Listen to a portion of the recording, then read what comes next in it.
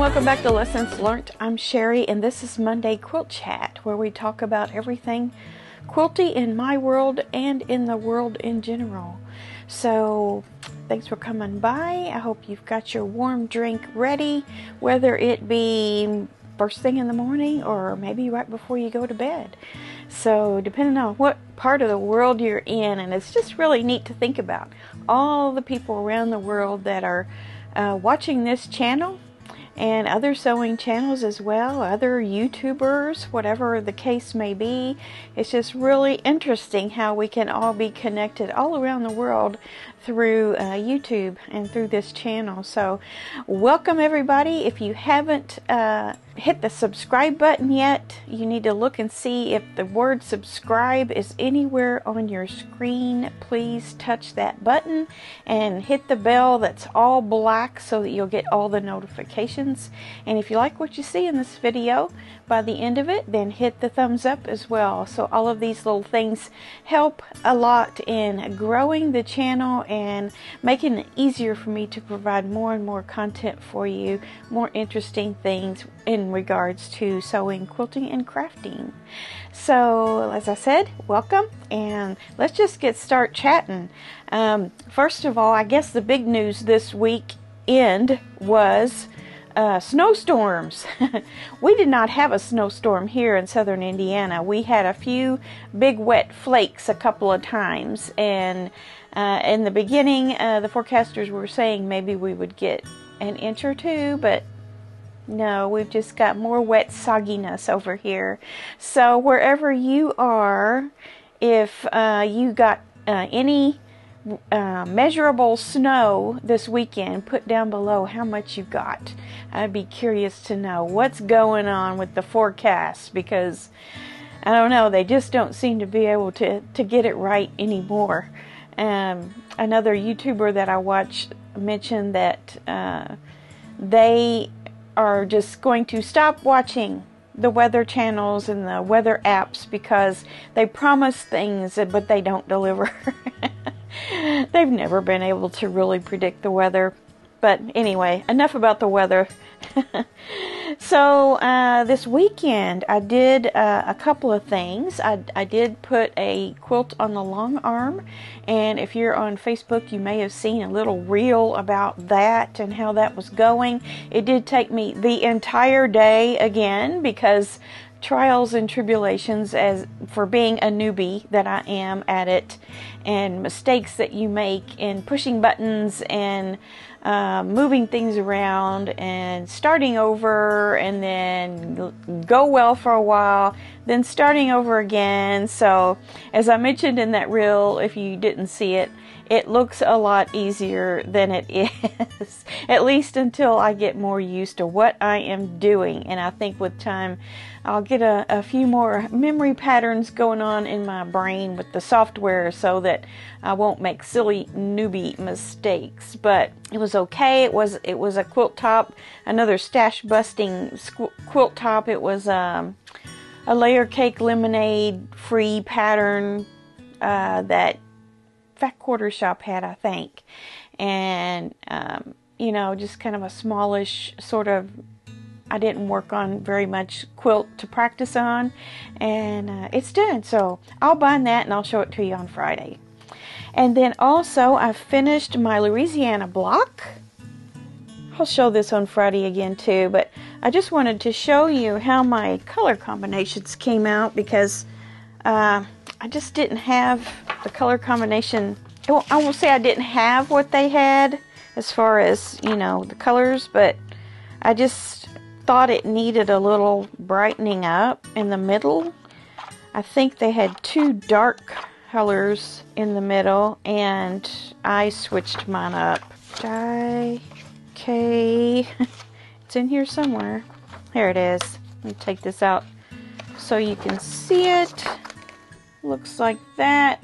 I thought their blue and green kind of ran together. When you get back from it, it's just kind of all the same. So I did mine with a little lighter lavender in there instead of a blue, and I think it turned out pretty cute. I don't know. not bad of a match. They had a little bit more darker pattern in these triangles than mine does, but I think there's enough variety there to you get the idea that it's a star. Anyway, that one got done. So, what does that mean? That means that we need to pick a new one. So, I am just going to put this book up in the air and pick one. Alaska! Oh boy. This one's all blues and some white. Alaska. I almost went to the very front of the book, didn't I? That's my next one then. Alaska it is. So, I am learning from this that it is very important to make sure your copies come out the same all the time, because I had to go in and print some new ones out that I had messed up sewing on my original printing of the patterns. So I went in days or weeks later and printed off the ones that I needed again, and then once I made one, I thought, this looks a lot smaller than my other pieces. And it was like a whole nother little 1/4 inch smaller, printed smaller than my original printed ones.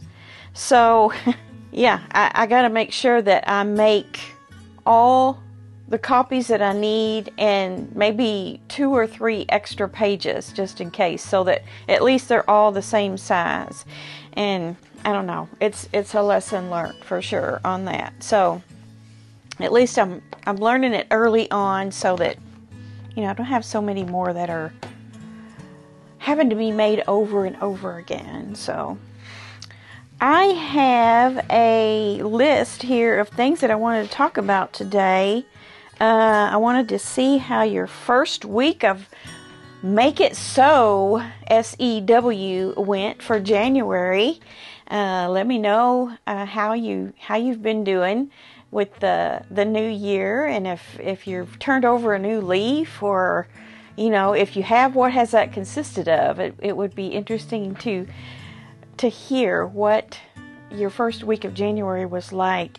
And as far as the no buy January little rule that I have for myself, and you may have as well for this month, I wanted to explain a little bit more about what I'm doing as far as a no-buy month. And what is a no-buy month in my world? In my world, it's mainly fabric or other sewing things that are just extras that I don't necessarily need. Maybe even some cool notions or something like that. So mainly fabric, because, you know, if you're working on a project, maybe you said, I'm not going to buy anything in January. If you're not going to buy anything in January, you might hit the wall of, oh, I need a 1/2 yard of this to put binding on this quilt. Or I need, you know, a spool of thread that's the same color as the one I ended with.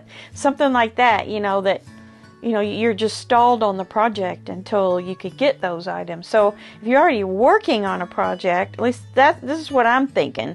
If you're already working on a project and something comes up that you need something from the store or to purchase online quickly to get something done, then by all means do that. But mainly it's just, you know, purchases of things that are pretty and, you know, are extra. Something you might want to do something with in the future, but you don't even know what you're going to do with it. That kind of thing. We don't want to buy that. For me, it's like 100% fabric. 100%. Because, you know, if you need notions or something, you just got to get them. So anyway, that's what my definition of no buy January is. Some of you have expressed that you want it to be a no buy 2024. If you can do that, by all means, go for it. Go for it. I could stand to do that as well, I'm thinking. So, I don't know. I'm not really in the mood to buy anything right now, fabric-wise. I'm not even in the mood to look. It's kind of like, I don't even want to look at anything. I don't want to be tempted by anything. I've got so much that I can work with for now. I mean, even the 3 projects that I mentioned that I wanted to start this year, you know, those are big projects. Those are going to take some time, and I've got way more fabric than that, even fat quarter bundles. For example, what I've gotten in recently, and this is stuff that was purchased in December that didn't get to me until January. And I kind of even forgot that I even bought this. Here's another fat quarter bundle that I bought. This is like 32 pieces. It is a Riley Blake. I'll tell you the name of it here. It's a Riley Blake Market Street. By Heather Peterson, Annika's Treasures. Oh, this one has the date on it, 2023. They had kind of quit putting the date on it. But this is, okay, there's a lot of Lori Holt fans out there. A lot of you are.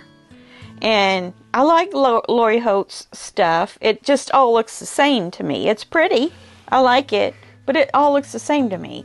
This is kind of the same sort of thing, but it's got a brightness to it that I like that Lori Holt's does not have. But it's called Market Street, and I just think it's really cute. It's got a lot of, kind of like between a Lori Holt and a Corey Yoder, in my opinion. It's really cute. So I'll have to find a pattern to go with this eventually. I've got many things I need to do first. The duster's coming along. I'm pretty sure I'll have it done by Friday to show you or to model for you, hopefully. So that's a big goal for this week, to get that finished. I only have just a few steps left on the pattern to follow to get it done. So we'll be getting that done. And I don't know, I'll probably get another practice quilt on the long arm this week. I don't want to let too many days go by before I continue to use that Pro Stitcher Lite program so that I can, you know, get more proficient at it, at least get faster at it.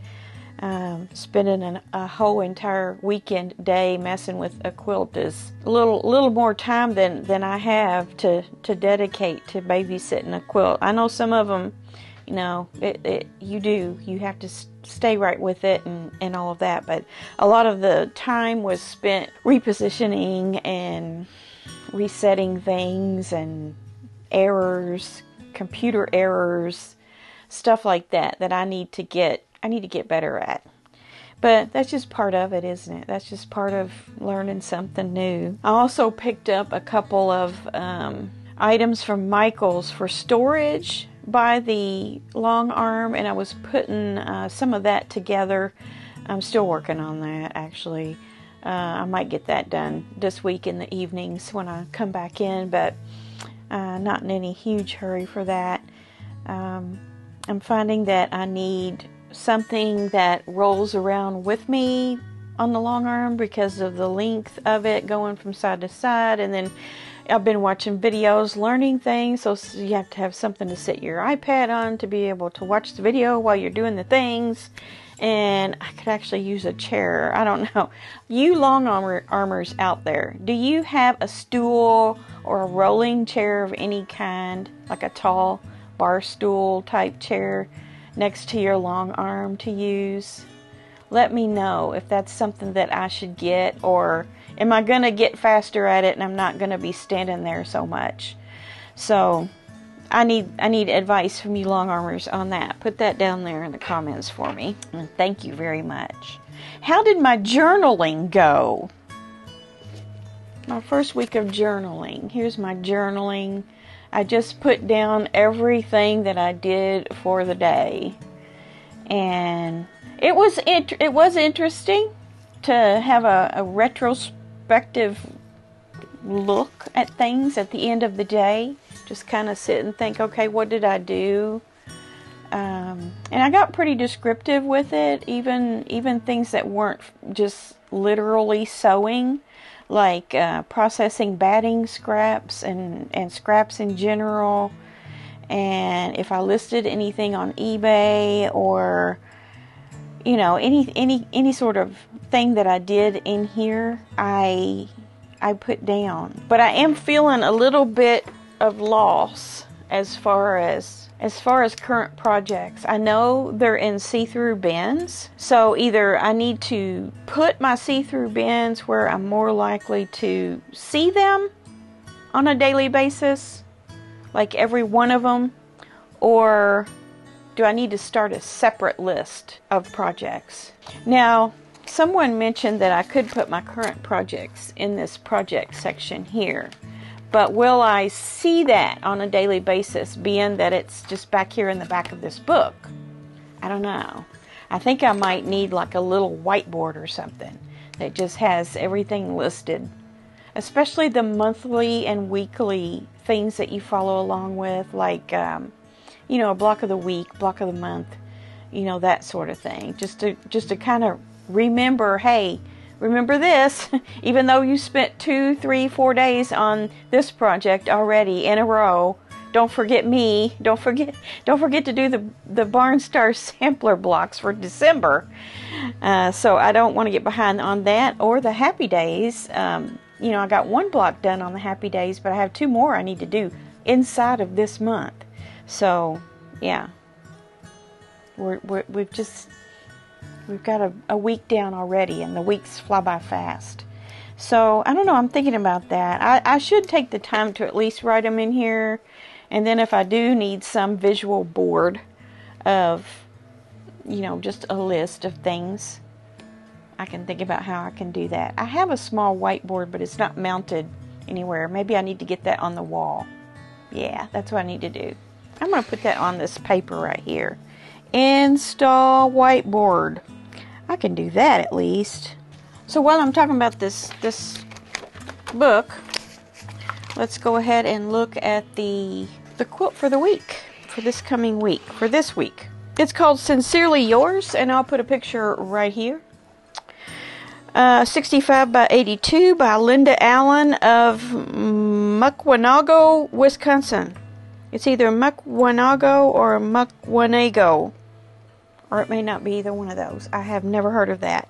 It says Linda and her friends had new embroidery machines and were looking at possible designs for a new quilt. Linda chose the Smith Street design and bright colors for hers. She had fun with the machine applique and added machine-pieced blocks for contrast. Her next challenge was deciding how to quilt the variety of blocks. It was a blue ribbon winner at the Crazy Quilter Show in Mukwanago, Wisconsin. So that is called Sincerely Yours by Smith Street Design, that pattern. And those big star blocks in there look a whole lot like one of the Barnstar sampler blocks. But there's a lot of applique on there, and those two really complement each other. The pieced blocks and the applique together looks very nice, and I love the pinks and dark pinks in there with the cream and the buttery yellow shades that she has. Very, very pretty. Okay, let me just kind of check off here what I've already talked about. I discovered not too long after I declared that the duster would be done before I started any new projects, I forgot about a project that I have. And remember Harvest Square Dance? I have 1 set of blocks that I need to do for that. They're only about this big. I think they're 6.5 inches, and they're all the same. And I need to make like 20 of them, 24 of them. So I need to get that done too before I go on to the Anne of Green Gables. So I really want to start that Fields of France first. I might change my mind. Will you Anne of Green Gables? People get mad if I do. I'll start Anne of Green Gables. I know some of you have gotten stuff in to be able to do that with me, so I'll definitely start that. Letters Home, Anne of Green Gables. That's the first after I get through with this other stuff. So hopefully I can get all that done by January so we can start February 1 on that one. Who knows, maybe I'll start Fields of France right alongside of it. Who says I can't start 2 new projects at one time? Who says? Okay, so I talked about that. And then I have Oh, one more thing that I got in that I purchased last month, December, when I purchased in December, is this little seam press thing. I got this. Isn't that cool? It's plastic. It looks like glass, but it's plastic. It's got these little turquoise chunks in it. And it's got a thin end. It's flat on this thin end. And then it's got two flat areas on this thick end. I've been using that. So I've just been keeping it right here where my scissors are. I've been using this a lot for the little 16 patch blocks so that I can press those open before I actually iron it. Speaking of ironing, did you see my Saturday video? I had a Saturday video. It was a product review on a heat press, which I showed you how I used it. I don't have a vinyl cutting machine to use with it to press heat transfers onto shirts and things like that. I don't have the cutter. I asked the company if they would mind sending me a cutter to review.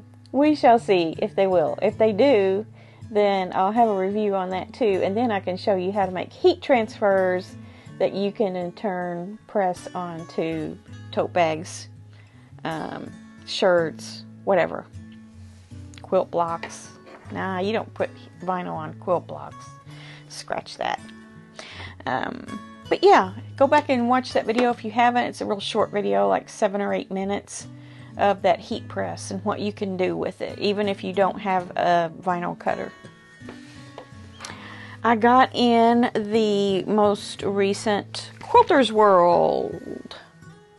Remember, I subscribed to this last year sometime, and I think this is only the second issue that I've gotten in. I think there's only 6. But this is called Spring of 2024. So I just wanted to show you what some of the things were inside of it if you don't get this magazine. And if you would like to, go in my link through Annie's. If you just look at Annie's link in my description box and go into there and then search for Quilter's World magazine subscription, you can get yourself one there. There's a lot of really easy quilts in here this time. I wanted to show you. And I also noticed that Quilters Select has foundation paper piecing paper. I should try that. I've tried 2 different ones now. I have the June Taylor one and the Carol Dokes. I like both of them, but for different reasons. So there's got to be a sweet spot between those two. So I might order this Quilter Select and see if it's the best of both worlds. So that was just in the favorite finds section. Cherry Blossom Valentine's. I don't celebrate Valentine's Day, of course, but I thought that was a cute little pattern. Just got hearts on it of all different colors. That's cute. That was on the cover. And then that was by Wendy Shepherd. She's a good designer. Here's the illustration of the quilt. You can see how it kind of goes together there. And here's one called Chronicles. It looks like a baby quilt in this situation, but it could be a bigger quilt. April Showers. Cute. I've got theirs on the wall. 48 by 60. Here's one called Runaway. Super easy. I like those colors. Color combination, I like it. Kind of reminds me of the quilt that I showed you on Friday. That Fat Quarter Fizz. As far as the colors. Paradise Bay.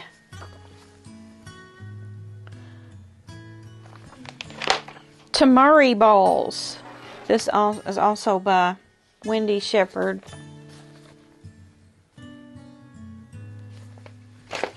Looks very Edit to Star, doesn't it? Here's one called Square Dance. I think I counted there's 12 quilt patterns in this. Trellis. Also a pretty color combination. Rainbow Dash.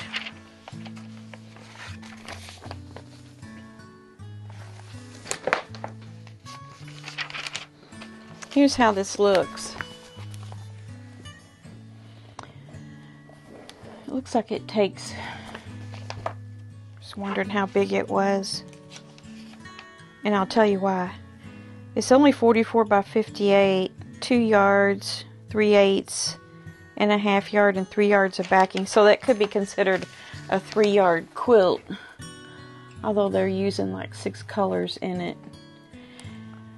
And this is one of the reasons that I'm not crazy about the 3-yard quilt, the Fabric Cafe quilts. Not all of them are like this, but a lot of them are like this, where they're one-sided.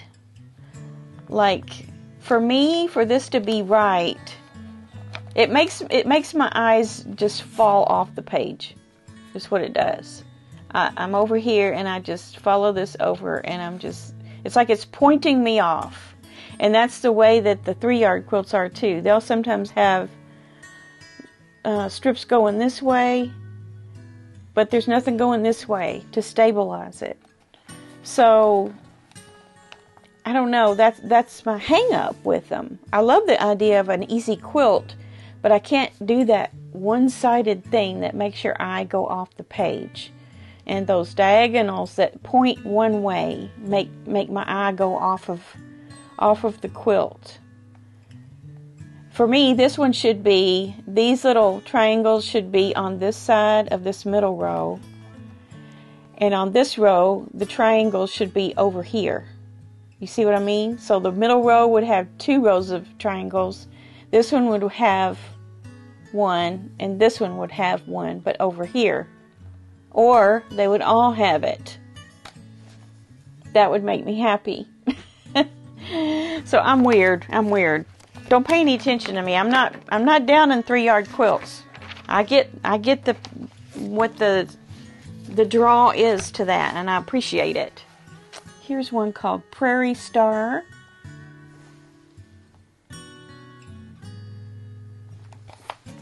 Kind of scrappy. Indigo Baskets.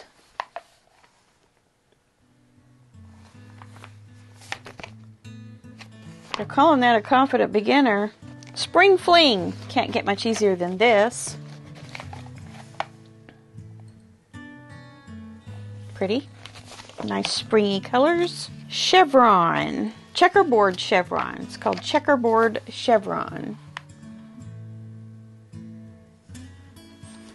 Looks like they used all of a line of some blenders in that. It's kind of a little bubble in the print.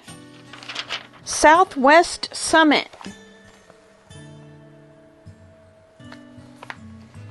See, and none of these patterns, not any of them, are very hard. Tulip Blossoms. This is a block that you could make into a quilt as well, I'm sure. And there is a table runner in here of a new way to do. It's called Good Old Days, and it's a different kind of a way to do log cabin. You know, usually one side's one color and the other side's a lighter color type thing. This is a way to manage your colors in a way that you get this effect. It's a totally different effect. I like that hand-stitched embroidery on there, or quilting. I think that's it. There's an article on here on what you should do to prepare your quilt for the long armor if you're sending it out. Thoughts from a long arm quilter, and that's it. So yeah, no, there's 16 patterns in this book. 16. So I think this is a good value if you would use some of those patterns in there. So that is all I have for you this week. I'm just going to keep plugging along with my projects as I always do, and I'm anxious for today to get started so that I can make some headway get some things going and get a little bit closer to those new projects I want to start. And my room is looking good. I've been keeping things neat and clean lately. I'm working on scraps a little bit every day until I get them enough under control that I'm okay with it. And yeah, let's just keep sewing, guys. Let's just get busy and get things done this week, and we'll check back in next Monday and see how things have gone. This Wednesday I'm going to begin a new quilt with you as far as the channel goes. This is not a new project for me, but it's a simple quilt pattern that I will be sharing in PDF form with you, a free pattern, and we can just do it at our leisure. I'll try to get a few blocks done so that I can show you how to do it. Super simple, very quick, and you're gonna love it. All right, we'll see you next time here on Wednesday for that video, or on Finish It Friday. All right, let's get going. Have a great week. Bye.